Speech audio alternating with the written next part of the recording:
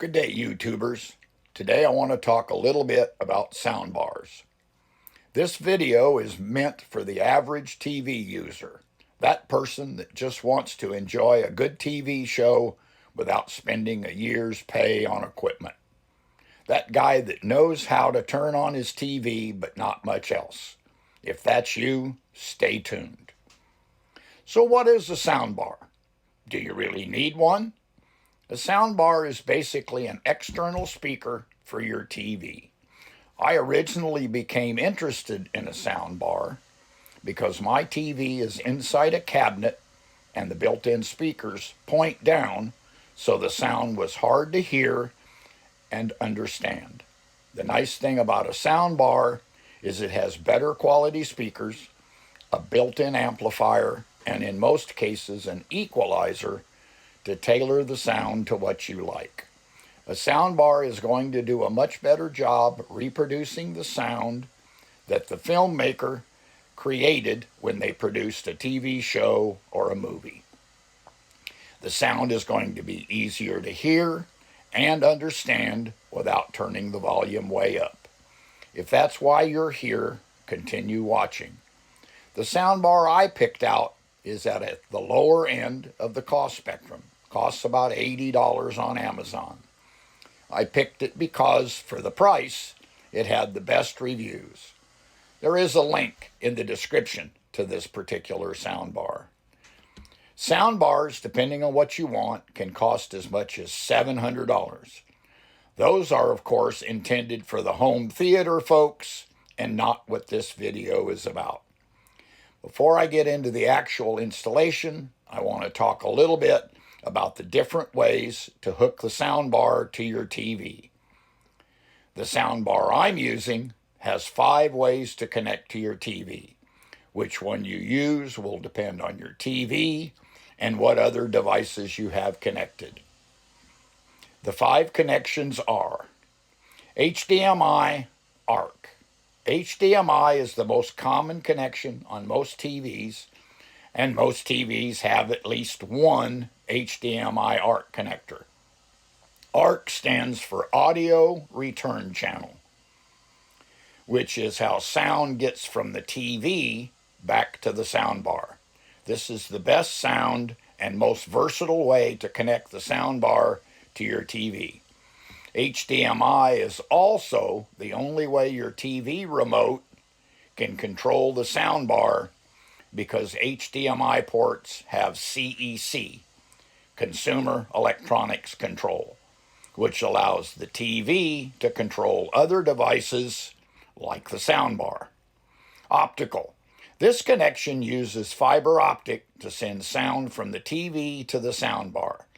It produces a very good sound, but will require you to use the soundbar's remote to control volume and to turn it off and on. Most TVs have an optical output. Auxiliary. This is simply a cable with a headset connector on each end. The sound is only slightly better than the internal speakers, so not really a desirable option unless it's your only option. Coax. This is a cable with an RCA connector on each end.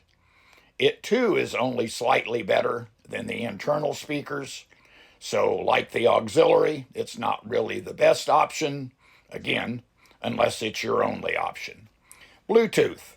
This is for limited use, like connecting to your cell phone, tablet, although some TVs do have Bluetooth as a sound output. My TV has 3 HDMI ports, and one of them is an HDMI ARC. The other 2 HDMI ports are being used. One is for my Roku, and the other's for my Blu-ray player. So I will be hooking the soundbar to the HDMI ARC port. Now, without further ado, let's start the installation. The first thing you want to do is figure out a location for your soundbar. You want it as close to the TV as is reasonable. That way the sound appears to be coming from the television, the way the built-in speakers do. The next thing you're going to want to do is look at the back of your TV set and see what available ports you have. Like I said earlier, HDMI ARC is going to be your preference. That way your TV remote will also operate your soundbar. If you don't have one of those available, then the next best thing is the optical cable. Then, of course, last resort, either the RCA or the headset. Then you want to locate cables that are of the type you want to use that will reach from your soundbar to the back of your television. Now it's all hooked up. Turn everything on. Your TV will not be the same as mine, but what you want to do is get into your menu, find whatever yours where the sound is. You want to make sure that you turn off the internal speaker and set video type to PCM. My TV, which is something that was not in the quick start guide, is I also have settings for my HDMI consumer electronics setup. I had to actually go into here and tell the TV it's okay to turn the receiver on, power off, and device control is turned on. Once I did those, then my soundbar began to work. Your TV may be different.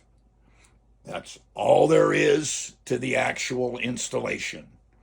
As always, thanks for watching, and please remember to like and subscribe.